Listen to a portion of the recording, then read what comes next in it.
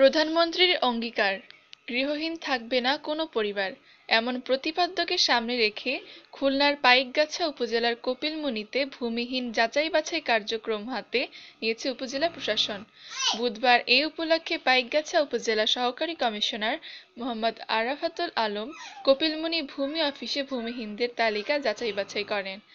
এদিন ২ নম্বর কপিলমুনি ইউনিয়ন পরিষদের সদস্য ও ভূমিহীনদের উপস্থিতিতে সকাল 11:30টার সময় যাচাই-বাছাই কার্যক্রম শুরু হয়। এ সময় উপস্থিত ছিলেন কপিলমুনি পুলিশ ফাঁড়ির in charge inspector Sanjay Das, UP সদস্য ও panel chairman Izhar Ali Gazi, UP সদস্য মোহাম্মদ রফিকুল ইসলাম, আলাউদ্দিন গাজী, আব্দুর রাজ্জাক সর্দার, আহমেদ আজিজ বিশ্বাস।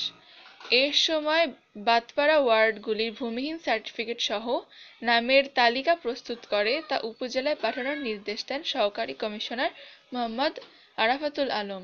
খুলনা প্রতিনিধি এ কে আজাদের পাঠানো ভিডিওচিত্রে ডেস্ক রিপোর্ট, এনজেবি টিভি।